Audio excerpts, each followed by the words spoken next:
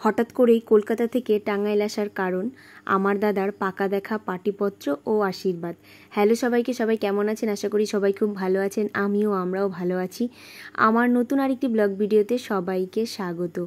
18ই জুলাই শুক্রবার ছিল আমার দাদার পাকা দেখা পাটিপত্র ও আশীর্বাদ। আর এই ভিডিওটিতে আছে আমার দাদার পাকা দেখা দেখতে আসা, রান্নাবান্না, সবাই একসাথে খাওয়া দাওয়া, এবং পরের ভিডিওতে থাকবে পাটিপত্র ও আশীর্বাদ। তো চলো সবাই শুরু করি। সকালবেলায় বাবা চলে যায় গিয়ে দোকানে, সেখান থেকে মিষ্টি দই নিয়ে আসে। দইটা যেহেতু সকালবেলার ভরা ছিল, গরম, কিছুটা সময় আমার বিছানার ওপর রেখে ফ্যানের হাওয়ায় ঠান্ডা করছিল। এর মাঝেই দেখলাম যে দুই বিচ্ছুর মধ্যে তখন মাত্র বন্ধুত্ব শুরু হচ্ছিল। একে চিপস আর ওকে কোল্ড ড্রিঙ্ক দিচ্ছিল। যাই হোক, আমি সকালবেলা টুকটাক যাবতীয় যা আমার কাজকর্ম ছিল সেগুলো শেষ করে আমি একদম স্নান করে রেডি হয়ে নেই, যেহেতু মেয়ের বাড়ির থেকে লোকজন চলে আসবে। তখন 11:30 মতন বাজে। এদিকে আমি চা বসিয়ে দিলাম চুলোতে। চা বসিয়ে দিয়ে বৌদির কাছে দায়িত্ব দিয়ে গেলাম। তার মাঝে দেখি মা ছেলে বসে গল্প করছিল। তার মাঝে আমিও গিয়ে একটু গল্প জমালাম।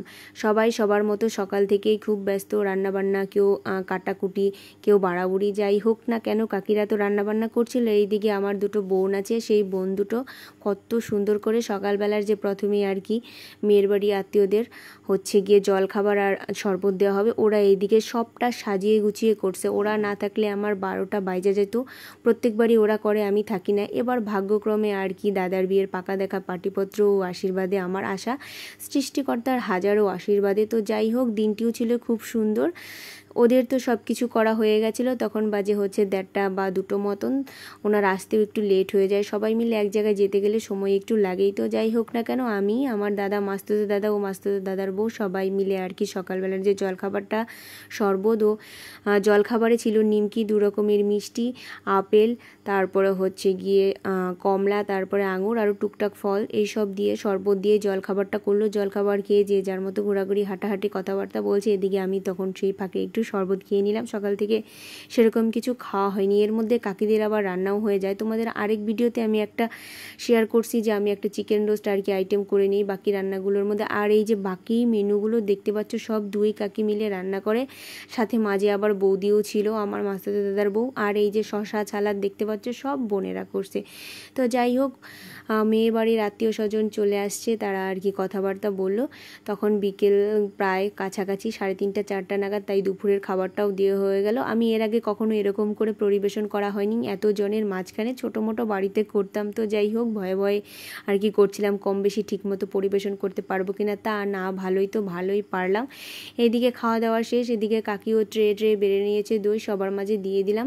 প্রথমে পুরুষ মানুষ সবাই বসে পড়েছিল একসাথে মেয়ের বাড়ি। তারপরে কিছু মহিলা মানুষ ছিল, সেই সাথে মা বাবাও বসছে, আমাদেরও বসতে বললো একসাথে। আমি বললাম না, আমার 2 বোন আছে, ওরা এত কাজ করছে, এত হেল্প করছে, ওদের রেখে আমি খেতেই পারবো না।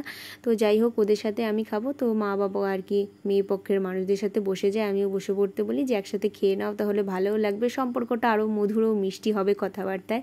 সবার খাওয়া শেষে আমি, বৌদি, দাদা আর 2 বোন কাকি সবাই মিলে খেতে বসে যাই। ভাবলাম যে খাওয়া দাওয়া শেষ করে নেই, খাওয়া দাওয়া পরে শুরু হবে পাটিপত্র ও আশীর্বাদের কাজকর্ম। তখন বিকেল 5টা 5:30 বাজে। সবাই আনন্দ হই হুল্লোড় করে খাচ্ছিলাম, মনে একটা নতুন আনন্দের খবর নিয়ে। এই ছিল আমার দাদার পাকা দেখার দিন। খাওয়া দাওয়া, রান্নাবান্না, একত্রিত হওয়া। তোমাদের কেমন লাগলো জানিও। সবাই ভালো থেকো, টাটা।